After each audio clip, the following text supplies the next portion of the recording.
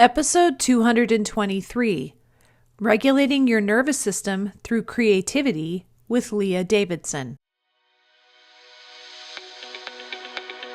Welcome to Latter-day Life Coaches, the podcast where each episode is a conversation between me, Heather Rackham, and one of my amazing coach colleagues.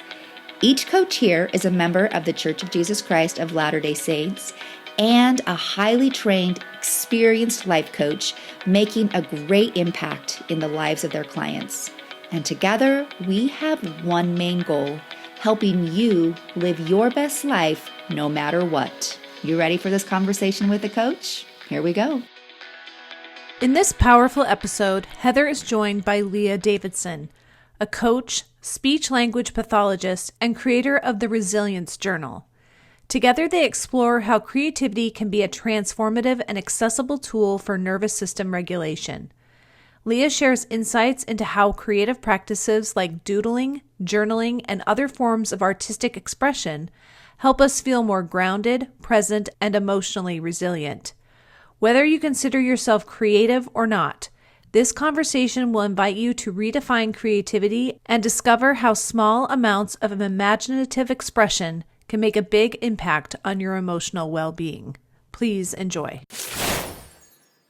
Hey everyone, welcome to the podcast today. I am joined today by one of my I don't even know how to say this, but like one of the newest purchases I have in my office is a resilience journal. And it was created by the lovely Leah Davidson, who's sitting with me today. So, do you call yourself an author? If it's what is that? You are an author, but what's I haven't the even title? considered that. Yeah, I haven't even considered that. I guess, yeah. I think of it as a creator because it's really, it's a guided journal. It's a mental health journal, helping people guide them through creating the skills for emotional well-being and nervous system care. So, yeah. I think of it as a creator, which kind of ties into our topic, right? Of creation and creativity Yeah, and so forth. Yeah. for sure. Well, you're not just the creator in this, but I think you're also a really good educator in this. So I guess that's probably a combination of creating hmm and teaching, but you educate in some things, like some areas that were really insightful for me. And I this will tell you like how engaging it is, because when I'm on a plane, I have a hard time like focusing. I'd rather just sit there and watch TV because my brain kind of is Right. everywhere. But I had your journal with me and I sat and did like the first few pages of it while I was on the airplane, which is really unusual for me. And I learned quite a few things, and it was interesting for me to observe. So we were headed to Texas to watch my hmm son's baseball games. It's his first games at a new school. And there's a lot of different emotions that go along with that and wanting your Right. kid to succeed. But it was so interesting Yeah. because I had like learned some new things on my way there. And I was able to observe some things that I didn't really necessarily know about myself. And I know quite a Right. bit about myself, I feel like. So anyway, I'm rambling, but I'm thrilled by it. I think it's fantastic. So Awesome, awesome. I appreciate that. And I'm excited. I'm excited to put it out there because I think, nervous system health and getting to know your nervous system is literally a game changer for all of us, for ourselves, our own relationship with ourselves, relationship with the people in our lives. And I love that you were able to just have that awareness without judgment, because that's the first half of this journal are these exercises to help you get to know your own nervous system. What is it like being you? Like yeah. what are some things that are adaptations that you have made over your life, and things that some of them you're like, yay, these are awesome, and other ones are, oh, that's why I do what I hmm do, and maybe I can consider doing something differently now that I'm aware. Yeah. No, it's fantastic. And I kind of just used to like bulk, like emotion work. And like that was just kind of the umbrella for me. I guess Yeah. and this, so over the last little while, the last year or so, I've actually learned, obviously, that they are totally separate things. And Mhm. I don't know why my brain kind of clumped them all together, but it did. And it's been really good for me to sift through Yeah. all of that. I So mean, it's because they're separate and connected, and a yeah. lot of the tools are similar in how we process them and what we do with them. But I think that I like to say, nervous system care, nervous system regulation is kind of like the umbrella. And then underneath you have subcategories, and emotions is a subcategory. It's very tied to the state of your nervous system, but your nervous system will flavor your emotions just like it will flavor your thoughts and it will flavor your actions. But it is kind of like the network that we're all functioning on, whereas the emotional piece is like the app and the user experience, which falls Gotcha. under the network of the Okay. nervous system. That's a great way to explain it. And which would also explain then why just doing emotion work will keep you pretty limited on the progress you make Yes. because it's just a small portion of the Right. bigger picture. Yeah. I like to say to people another now, I love using analogies. You know that, Heather. I I'm know always it's talking a great way to learn. So, because I look at it as like, so if we all consider ourselves like a hotel and we have different floors where we have different nervous system states, and say the floor 7 is more of my activated, I call it my team hyper state. Well, in team hyper, in that activated nervous system state, I'm going to have emotions that are flavored with activation. So anger, rage, defensiveness, and then worry, overthinking, rumination. So if I just work on my emotions, I'll sort of be going from like one room to another room, but I really want to change floors. I want to move from like the 7th floor where Team Hyper is and get to my home floor, which I call Team Resilient, get to like that's on floor 4. And on floor 4, my doors are going to be like compassion, caring, all these emotions. Now that's not to say that I don't have all these other feelings, but I'm anchored there. And so when I'm on the 4th floor, anger, worry, concern, they look very different. So I can process them in a very different way because I'm anchored in safety. mhm, So it's not just about moving rooms, we've got to move floors too. right. That's a great analogy. And I love analogies. So thank you. That's a Yeah, good one. you're I want to welcome. know what's on the lobby, the home Yeah. floor of the nervous system. What's the lobby? The lobby is really all the foundations, right? Like your Uh-huh. nervous system is built on, there's some certain foundation. I do have an analogy that I use in teaching my membership that I talk about like your nervous system is like a home that we're building. We've got the foundations, and the foundations are all those core things like sleep and nutrition and sunlight, all these things that are pretty much non-negotiables. And then there's things that we do on a daily basis and in the moment. That's like our walls, it's our ceiling, it's our floor, it's the framing. And then we sort of want to get into decorating. And those are kind of like the hacks and the fun things that we do. And most of us, and this is what we're attracted to, of course, like I want to decorate. I want to know like what blanket do I want and what pillows and where am I going to hang this painting? But you can't do that unless your house is built on the foundation. So on the lobby are all those foundational pillars that we have. Okay. So good. So, and that is such a creative analogy. I love it. And we are, like you mentioned, we're going to talk about creativity today, which Hmm. is kind of at the soul of all of us, whether we know it or not. Like we're born to be Right. creators. We are made from a creator, from creators, and Mhm. it's just part of who we are. So I really love this topic. There's Yeah. a lot of techniques for regulating the nervous system. And Hmm. you've talked about techniques on past episodes before on how Hmm. to regulate your nervous system. And I think you're going to share with us today like some different ways to do that. Yeah. Yeah. Yeah, and it really came up for me because I have been playing with my own nervous system and trying to figure out what are the things that help me regulate. We know there's a lot of science-backed tools and I go through some of them in the journal. Like we know like breath and movement. And then I do sneak it in there, I talk about creativity. And I had always sort of thought for myself that yeah, creativity is for other people. Other people are creative. I'm not necessarily creative. And I love what you said, like, we all are innately creative, like we're made from creators. But as we get older, and you watch a child, you watch how they play, you watch their imagination, you watch how they even eat, like they're doing it creatively. And as we get older, some of us, we have quote unquote talents and we'll go in that direction and we will label ourselves as creative people. That was not me. I did not label myself as a creative person. I am somebody that I very much labeled I'm cognitive, I'm a thinker. I do like language a lot, but it is like following the rules of language and things like that. And it was I just started playing with what are some other ways that I can use to regulate. And I have always been a journaler, but my journaling was always almost focused on, the background of keep a history for what's going on in your life, as opposed to journaling for fun. I was like, this seems like a waste of time. What am I doing that for? And then as I started learning more about chronic pain and chronic illness, I saw the role of journaling there, that letting our emotions out, and what happens when we use journaling as a form of creativity.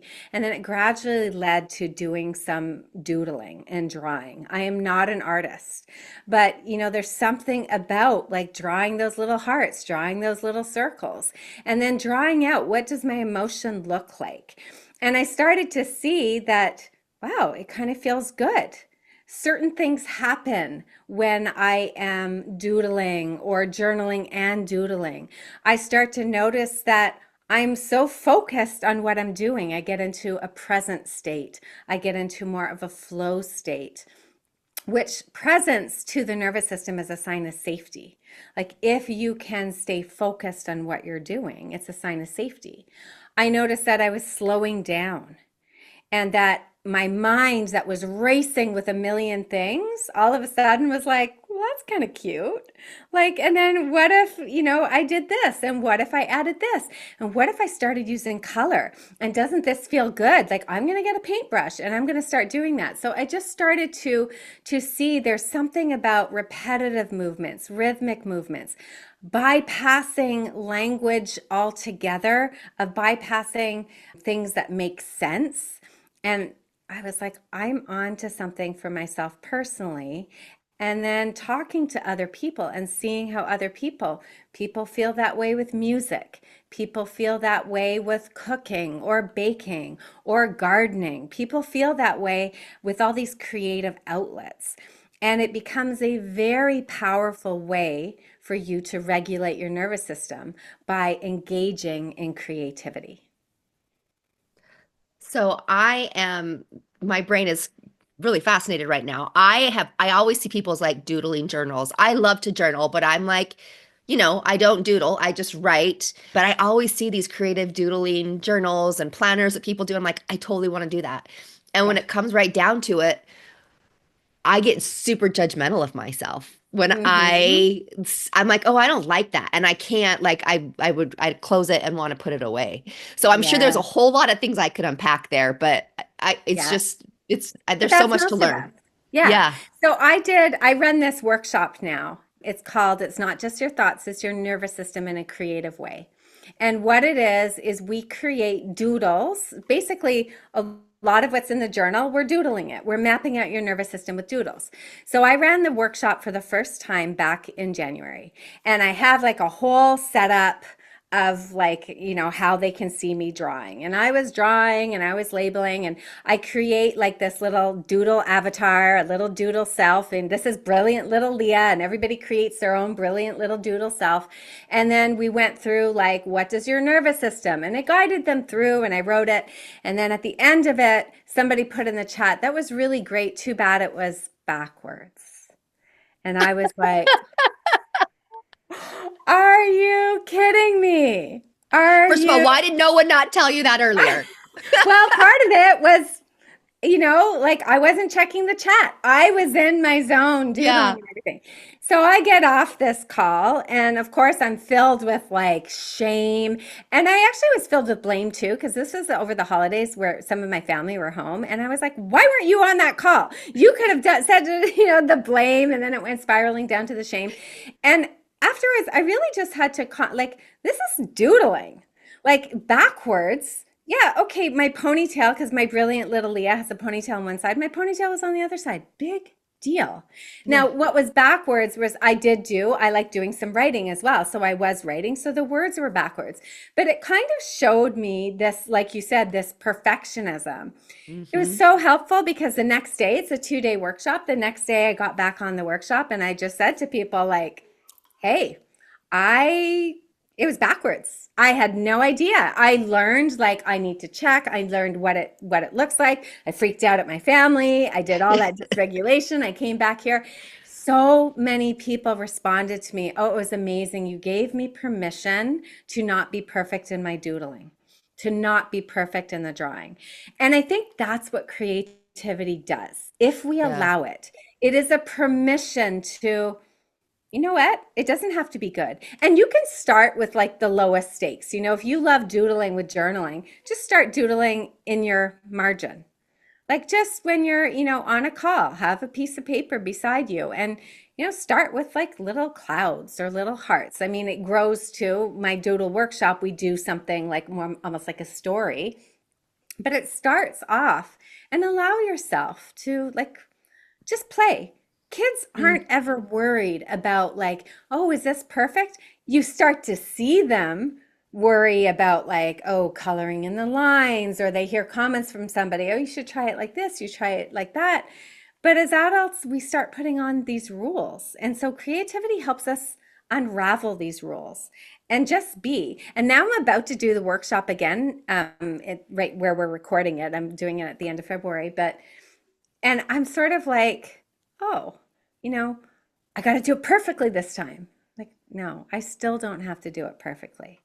It's okay. This is creativity. Maybe it's exactly what it should be with all the little flaws and backwards and behind the scene things that are going on. Allowing yourself to let go because perfectionism and creativity, they don't go well together. No, they don't. And in fact, like I've always kind of thought of myself a little bit as of a creative person, but Hmm. the more I've observed, it's actually not because like my creativity is in I can sew and I can create just about anything behind a sewing machine, but it's because I follow rules really strictly in the sewing process. And Yeah. I can see how to unwind something and do it differently. But I just know if I follow the rule, it's going to end up being exactly what I want it to be. And it'll be something worth wearing or giving or whatever it is. And so it leaves me questioning, like, am I really creative or am I just good at following the rules? But you're creatively doing something in your way because other people don't That's follow the true. rules. Like this is That's how you true. do it. My creativity has some rules. I also think creativity is something that we grow with. Like at first, and I bet this is how it is with sewing. I think that at first we do tend to do things like we try to imitate other things. We Hmm. follow the rules directly. I know that when I first started doodling, that's what I was doing. I was like, okay, I'm going to learn how to doodle, learn what it looks like.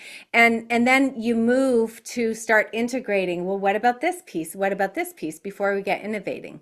I think it's Miles Davis who talked about learning music, another creative thing. He said, first we do the imitate. You find musicians that you love and you learn their stuff and you Hmm. practice their stuff over and over and over. And then you sort of move to, and this is where we see bands like doing cover songs. Like they start doing it and they're just getting the technique and they're learning. At first, it was like strictly the way it's done.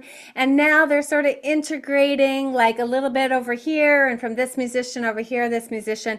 And then the third step is I'm going to innovate and it's going to be completely my own. And I think that's the process of creativity if we allow ourselves. Like at first, I kind of do need to imitate and see Hmm. what other people are doing and follow the rules. I may do it in a creative way. Like, whose rules am I following? Am I following 10 people's rules? Do I love a certain way of doing it? Do I do it in the evening? Do I do it like we underestimate how creativity comes in all sizes, shapes, and forms. And then we move along. And then maybe you have the design, but you've done it in a different color and you're pairing it with something else. And that's where creativity can flourish. Okay, so as you're talking, I am paralleling this. And because this is an LDS audience, I guess I feel like I'm going to bring this up. But hearing you talk about that, like the different stages of creativity, it's making me really think of stages of faith and how we think that like it's supposed to be one way. But, Okay. and it needs to start off a certain way, right? Like we need to learn how to follow rules and to Yes. like create community with people who have the same beliefs as we do. But as we slowly evolve, like, our faith changes and it does get a little bit broader and expansive. And that's what Yeah. starts to make us really us. And we have to be brave enough to like trust Yeah. that, trust the process. Yeah. Anyway, I just am thinking, Oh, I oh, love that, that. That's and such a great parallel. It really yeah, is a great parallel. And that's how you see the uniqueness that we all have in living our faith. There are certain things that we are building things around, hmm but how we use it in our life. How do you practice prayer in your life? How do you practice your devotionals, your reading? What is your ministering like? How do you do hmm those things? Is part of our own creativity. yeah. And that's why we can be creative in our families, in our callings, in our work, in our personal, everything is foundational on creativity. Yeah. Okay. Thank you. I love anytime that I'm like, I'm feeling really inspired right now. So obviously this is piquing something of interest. So, Yeah. um, how can somebody recognize that their nervous system is benefiting from regulation in this creative way, creative activities? Yeah. I mean, it's the same way we recognize that we're benefiting from any kind of regulation activity. You start to notice your breath changing. So maybe you will be taking like slower breaths, or you start to notice that tension that you had in your body seems to be, just disappearing, melting away. You start to notice that you are much more present minded. You stop thinking about the past and the future and you're zeroing in on, like, oh, isn't this cute? Look what's happening. Or this is what I'm writing. I'm just letting it go. And then you feel those emotional shifts. Like after you've had a creative block, do you feel lighter? Do you feel better? Most of us, after we journal or do something creative, like doodling or music or anything like that, we start to feel a shift. Like we're not as stuck. We feel a little bit more calm, a little bit more sense of relief. And then also, when the emotions like curiosity and playfulness do open up, that's a sign. Curiosity and playfulness comes when we're regulated.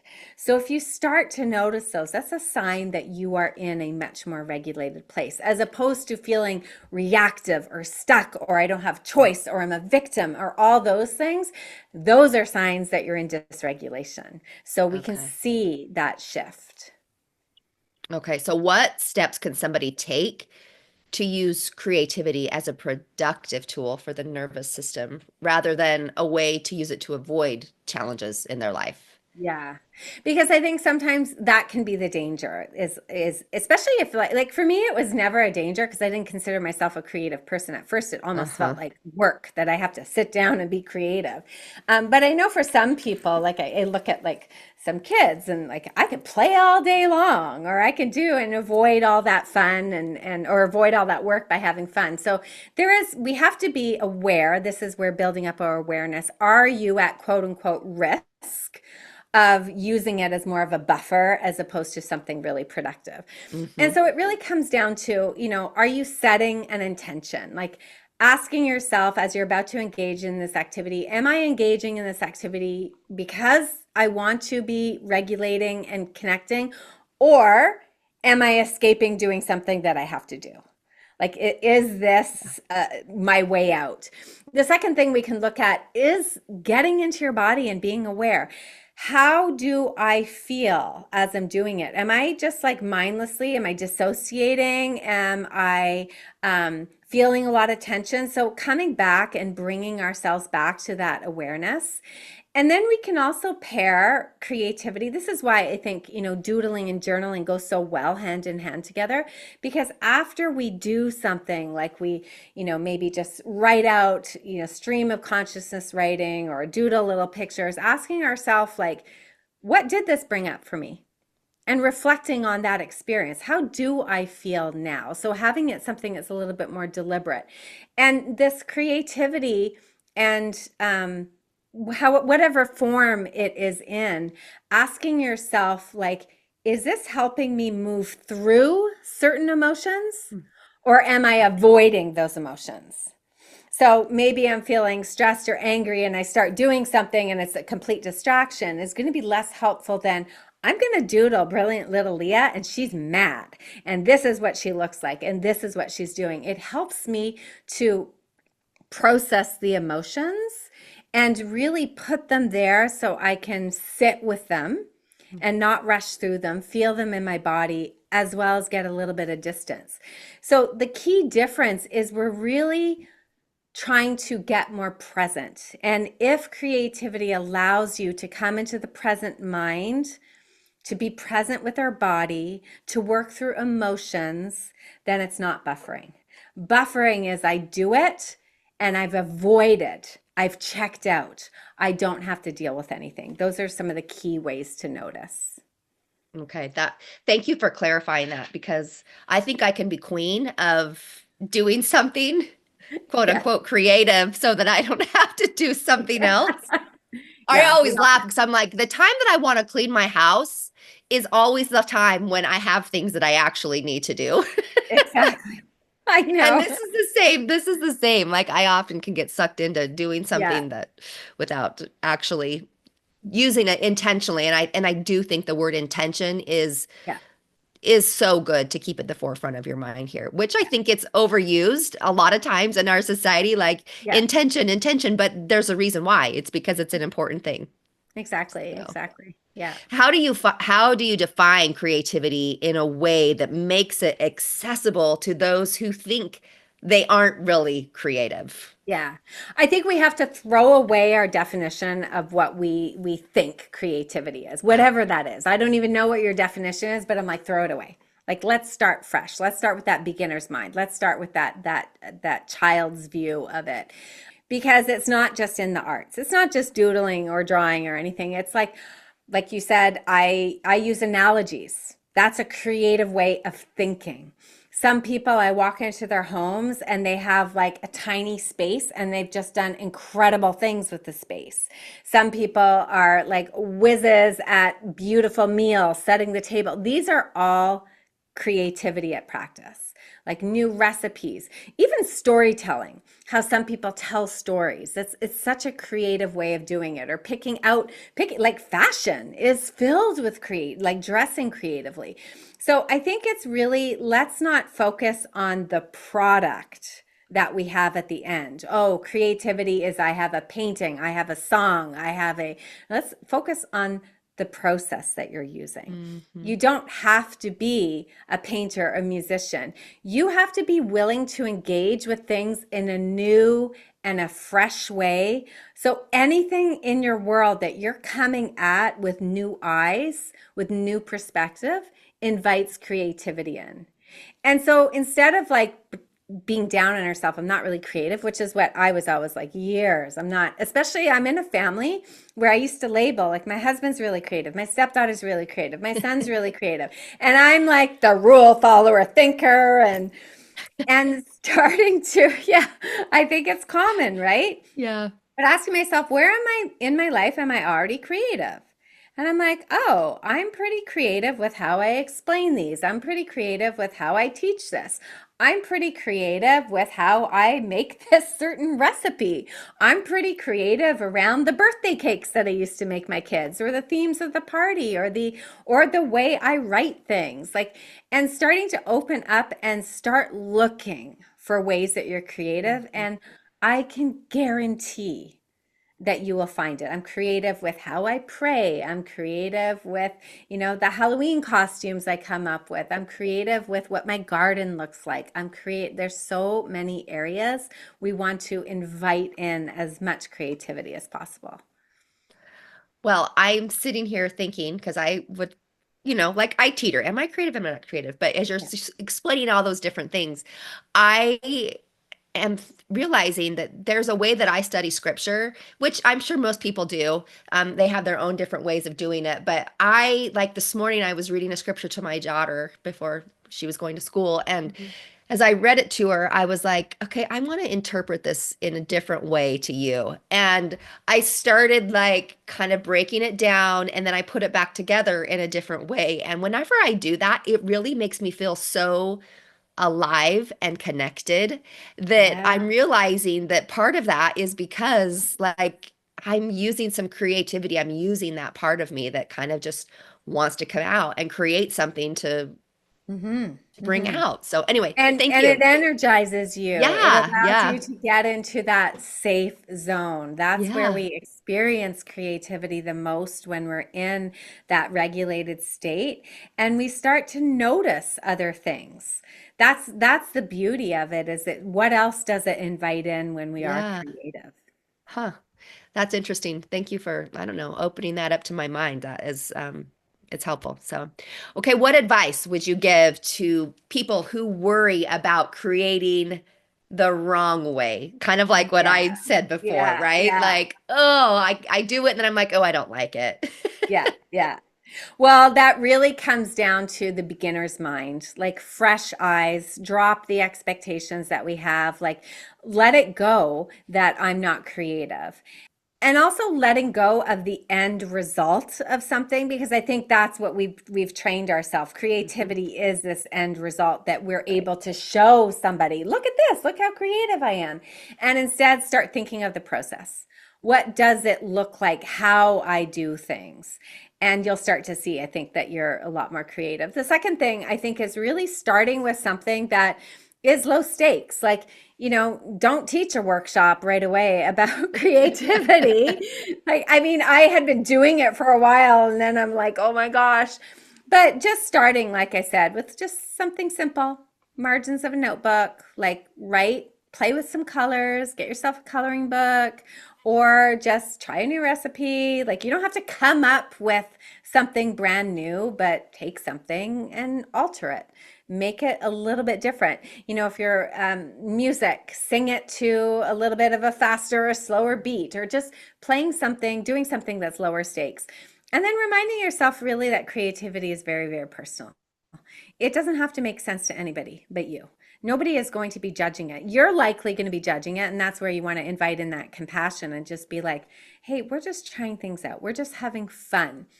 Because when we stop judging and we start allowing, the more we create, the more we expand. I mean, this is true not just creatively, right? But emotionally and with our brain, everything, the more expansive we get, the more we will be understanding ourselves and building up that awareness. And then set aside just a little bit of time throughout the day. We know that when you engage in creative activities, it releases some cortisol, it boosts up your dopamine, we get present focus. So it sends a message of safety to your nervous system. And so if you're just having a few minutes here and there of these creative bursts, whatever that creativity looks like, it's like you're sending little messages to your nervous system throughout the day. Hey, you're safe, you're safe, you're safe. So that when you are like so stressed out or feeling like you're in survival mode, you have these drops of regulation throughout your day, and you'll start to look forward to them and you'll start to want to do them because they just feel so much better. Okay, so for everybody that's listening, Leah Davidson is giving you permission to look for some fun. Like, look for, like, stop Yeah. right now and go redecorate like a little shelf or Yes. something. Like, it could be anything, but I think how fun is that to like look at it even as a Yeah. prescribed thing for you to do Yes. every day? Because some of our brains need that. Like, some of our brains need to Well, be told, given permission to do exactly. this. Yeah, because sometimes we look at it, it's kind of like how some of us look at rest, like, oh, that's a waste of Oh, time. Like, I would yep, never take a nap because it's such a waste of time. I would never sit down and doodle because it's such a waste of time. And journaling, why would I be journaling when I can dictate while I'm already walking? Like, yep. we do these things, and that's an indicator, like, yeah, society has really put productivity on this pedestal. Often productivity is dysregulated behavior.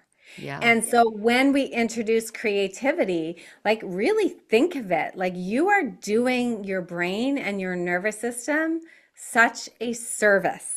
You are really taken care of. It's not just like oh, I'm having a little break. And no, this is something we deliberately want to do because it is building a safe emotional well-being and a nervous system that is healthy the more we do that. Well, I think you're really tapping into your divinity, right? Like Mhm. like at your core, like we said in the beginning, we are all creators. We were made to create. And when we can Yeah. tap into any divine part of our souls, Yes. we are like, how can it not be amazing for us, even if it's Yeah. 5 minutes a day? Exactly. Exactly. And you start to notice, right? we start to notice when we have moments throughout our day where we just, come back to the core of who we are and allow ourselves to feel at ease or rested or safe before we continue rushing again, you start to notice a difference in your overall being, having Yeah, that connection. absolutely. Okay, well, I am feeling very energized and motivated from this conversation. Your workshops, your doodling workshops, are they, because I know you do trainings for coaches. Are these Yeah. workshops for general people? Like Yeah. not, okay. Yeah, so I have my training that I do once a Yes. year, advanced training for helping professionals and coaches. I also have a membership, which is all about learning about your nervous system. And I introduced this year something called the Creative Resilience Lab, where it's a one class every month where we are doodling nervous system, emotions, doing journaling. I also have what's called a mini membership, which hopefully will be launching by the time this comes out, where again, it's really just going to be a micro membership where people can join to do some journaling and do some doodling and start getting a feeling of what creativity, how it works. And it goes along with sort of the journals that I'm creating and the whole line of stationery. So the workshop, I run them. I'm planning on running them a few times a year. It's to help you get to know your nervous system. It's for Yeah. everybody. It's free. It's 2 days. You get the replay. It's super fun. And really, I've had such great feedback from people. Just they have their own little doodle self and they're working on their nervous system and they're turning to doodling and journaling as ways to regulate and they're finding it really helpful. So really Well, encourage people to try I it. need to come to one because it sounds like something that I've been wanting to do, but like I said, my perfectionistic self, and I don't think of myself as a perfectionist, but I guess there are parts of me that are. And Yeah, so anyway, I would love perfect. to do that. So anyway, Awesome. thank you. Thank you You're so so much today. welcome. I appreciate it. We didn't even really tell people like, I mean, if they've listened to past podcast Yeah, episodes, they know who you are, but we didn't really even tell anybody who you are or what you do. We just jumped right in. So maybe you could share that with us as we're wrapping up, Leah. perfect. So my name's Leah Davidson, and I am actually a coach and a speech language pathologist. I'm from Toronto, Ontario, Canada, and my jam, as you've probably heard already, is all about the nervous system. I love to teach people about their nervous system. I do have training for helping professionals, but I also have my memberships and this now mental health stationery line to help everybody learn about their nervous system and really putting a focus on learning about your nervous system, regulating it in creative ways because it's fun and it really helps. So I have a podcast as well called Building Resilience where I talk a lot about the nervous system. And you can find me on Instagram at Leah Davidson Life Coaching. And I've been, talking about creativity and doodling and journaling. So you can find me there too. Awesome. Thank you. You're making it so accessible to so many people. And I think that that is awesome. And you can hear my dog freaking out at the Amazon delivery man right now. Perfect. It's an Oh, good. Amazon delivery person. Yeah. Yep. Thank you so much. And You're I so appreciate it. welcome. Everyone listening, do yourself a favor and like go get this resilience journal. Check out Leah. It's been awesome. I appreciate it so much. Thank you. Have a good one, everybody. Hey, we just wanted to thank you for spending part of your day here with us at Latter-day Life Coaches and being part of this conversation. Share this with your friends so that you can have a conversation with them on this topic as well. And as always, subscribe so you don't miss a single episode. Have a good one, my friends.